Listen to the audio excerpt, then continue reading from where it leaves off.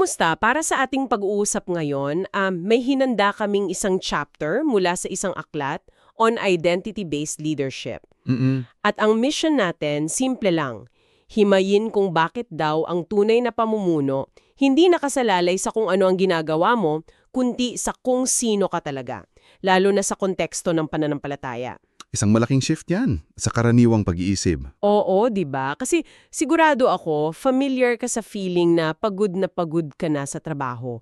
Yung parang you always have to prove yourself. Araw-araw. O kaya yung pakiramdam na parang may suot kang maskara, yung ngiti mo sa office parang hindi yun yung totoo. Totoo yan. Sabi nga sa source natin, dyan daw talaga nagsisimula yung burnout, yung self-doubt. Exactly. Kaya ang tanong ng material na to, what if may ibang paraan?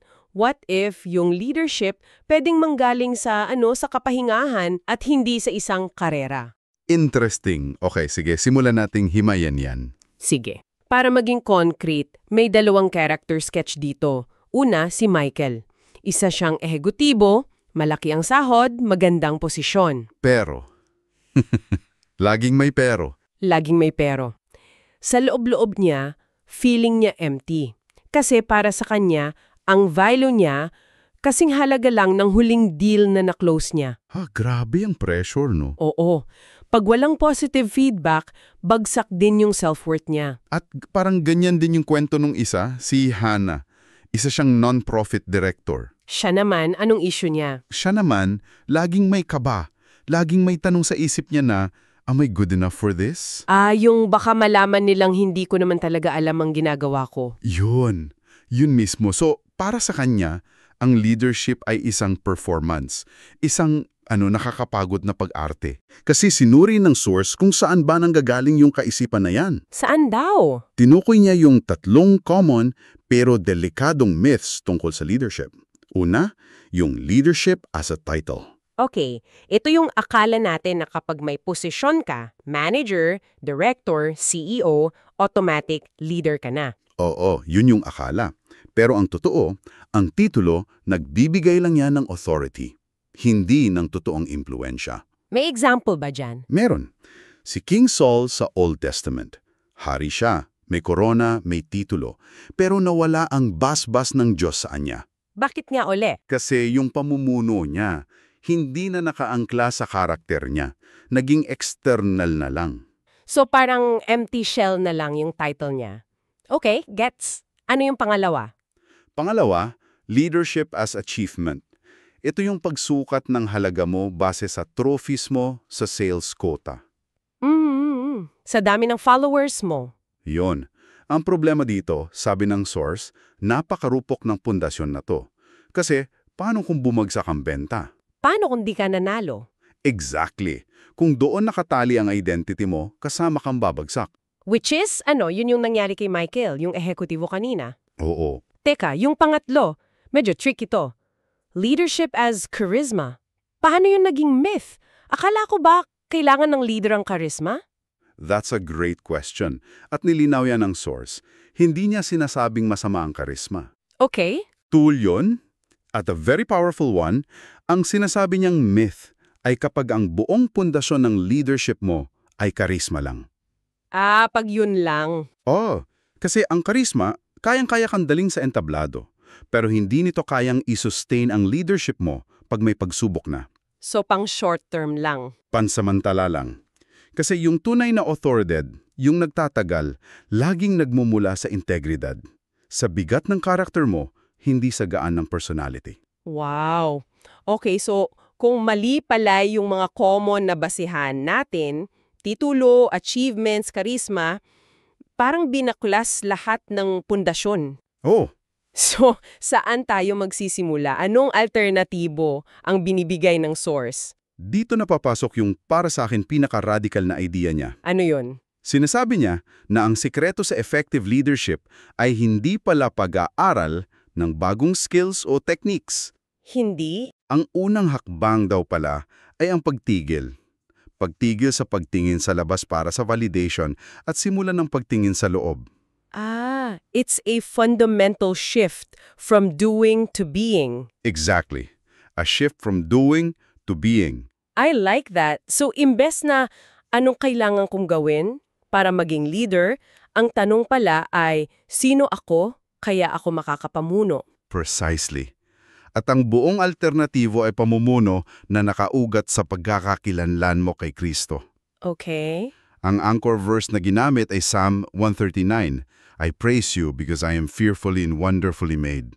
Ang ibig sabihin niyan, bago ka pa man gumawa ng kahit ano, bago ka pa magka-achievement, May halaga ka na. may halaga ka na, period. Hindi negotiable, hindi kailangang i-earn. So hindi ito tungkol sa pag-build ng self-confidence based sa sarili mong galing, Hindi. kundi sa pag-discover ng confidence na galing sa kung paano ka ginawa at tinitingnan ng Diyos. Yun yung core. At may dalawang malalim na theological concepts dyan. Una, yung Imago Dei.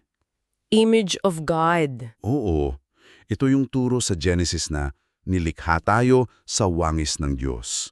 Ang implication niyan, dahil kawangis ka ng Creator mo, mayroon kang likas na dignidad, halaga at potensyal. So, yung pamumuno, hindi na siya pag-akyat sa corporate ladder. Hindi na. Nagiging pagkakataon na siya para i-reflect yung character ng Diyos, katarungan, habag, pagmamahal. Okay. At ano yung pangalawa? Ang pangalawa ay ang pagkakakilanlan natin sa pamamagitan ng pagtubos ni Kristo, galing sa 2 Corinthians 5.17. Anyone who belongs to Christ has become a new person. Oo, ang ganda nito kasi sinasagot nito yung problema natin sa mga pagkakamali. Sa performance-based world, di ba pag nag-fail ka, Katapusan mo na. parang katapusan na ng career mo. Pero dito, ang mga kabiguan mo, hindi na yan item sa resume na kailangan itago. Nagiging ano sila? Nagiging material sila para sa paglago. Hindi ka na-defined ng pinakamalala mong pagkakamali.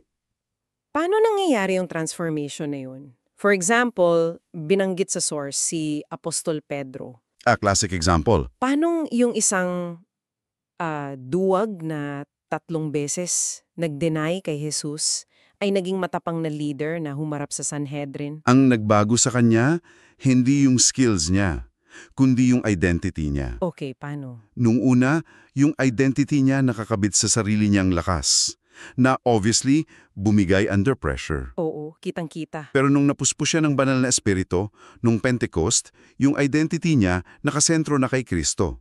Yung tapang niya, hindi na galing sa loob niya. Galing na sa pagkakaalam niya kung sino siya in Christ. Yun. Hindi na niya kailangang magpanggap na perpekto. Kailangan lang niyang maging daluyan ng kapangyarihan ng Diyos. Okay, that makes a lot of sense. Pero dito siguro papasok yung challenge.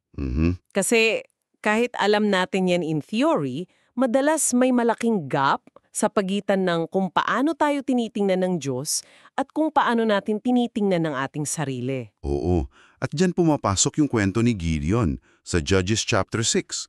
Si Gideon. Classic example to. Si Gideon, isang magsasaka, nagtatago sa takot sa mga Midianites. Tapos biglang nagpakita sa kanya yung anghel. At ang bati sa kanya, "The Lord is with you, mighty warrior." Na parang, sinong kausap mo? Ako? Mighty warrior? Kasi yung sagot ni Gideon puno ng duda. Puno ng pero. Oo. Paano ko maliligtas ang Israel? Ang angkan ko ang pinakamahina. Ako ang pinakamababa sa pamilya ko. Kitang-kita yung gap, no? Ang tingin ng Diyos sa kanya, magiting na mandirigma. Ang tingin niya sa sarili niya, duwag at walang kaya. Alam mo, itong kwento ni Gideon parang ang luma pakinggan. Pero ang totoo, universal yung pakimangdam na yan. Paanong universal? In fact, may modern term na para diyan sa psychology. Ito yung tinatawag nilang imposter syndrome. Yun na yun. Yung feeling na kahit anong success mo, kahit may ebidensya, feeling mo anytime mabubuking ka. Na hindi mo naman talaga alam yung ginagawa mo. Parang si Hana kanina. Ganyan na ganyan. At hindi lang si Gideon yung ganyan sa Biblia, di ba? Si Moses din. Oo, si Moses. Nang tawagin siya sa burning bush, ang dami niyang excuse. Sabi niya, hirap ako magsalita, hindi sila maniniwala sa akin. Laging nakatuon sa mga kulang sa kanya. Tama. At ang sagot ng Diyos sa kanya, hindi, okay, Moses, padalahan kita sa public speaking workshop. Hindi yun. Anong sagot niya? Ang sagot ng Diyos, simple pero profound. I will be with you. Ako ang sasama sa iyo. Hindi nakatuon sa kakayahan ni Moses. Kundi sa presensya ng Diyos. So ang pinapakita rito, hindi hadlang ang pagduda. Normal yan. Okay. Ang tanong ay, sa kabila niyan, aling boses ang mas papakinggan mo? Yung boses ng duda mo o yung boses ng Diyos na nagsasabi kung sino ka talaga? Okay, so this is the core of it all. Ang tanong ngayon, paano natin isasara yung gap na yon? Yung gap between our self-perception and God's perception. Oo. Paano to magiging practical sa araw-araw? Dito na siguro papasok yung framework na binigay sa source. Oo, nag-offer ang source ng isang napaka-practical na tool. Tinatawag niya itong Identity Alignment Model. Identity alignment model. Okay. Ang goal nito, tulungan kang pagtugmay yung pananaw mo sa pananaw ng Diyos. 3 ang bahagi nito. Sige, isa-isahin natin. Ano yung una? Una, sino ako ayon sa Diyos? Ito yung pundasyon. Kailangan mong alamin at ipasok sa puso mo kung ano ang sinasabi ng salita ng Diyos tungkol sa iyo. Na ikaw ay minamahal, pinili, pinatawad. May layunin. Hindi ito basta pagbabasa lang. Ito ay pag-aangkin ng mga katotohanang yon. Okay, pag-aangkin. Pangalawa? Pangalawa, paano ko nakikita ang aking sarili? Dito, kailangan ng brutal na honesty. Self-assessment. Oo. Ano ba talaga ang mga kalakasan ko? Ano yung mga kahinaan ko? Ano yung mga insecurities na laging bumubulong sa akin? At ano yung mga kasinungalingan tungkol sa sarili mo na pinaniniwalaan mo? Exactly. Yun. At yung pangatlo, ito na yung application. Sige. Pangatlo, paano ako namumuno sa iba? Ito na yung pagsasabuhay. Yung mga desisyon mo ba? Yung paraan mo ng pakikipag-usap? Naka-align ba yan sa kung sino ka ayon sa Diyos? O naka-align pa rin sa mga insecurities mo? Okay, gawin nating mas practical. Kunwari, may listener tayo ngayon na isang team leader. Laging takot magkamali. Okay? Kaya laging nagmi-micromanage. Paano niya gagamitin itong model na to? Great scenario. So, para sa team leader na yan, magsisimula siya sa step 1. Sino ako ayon sa Diyos? Magbubukas siya ng Biblia. Hahanapin niya yung mga katotohanan na kontra sa takot niya. Halimbawa, sa 2 Timothy 1.7.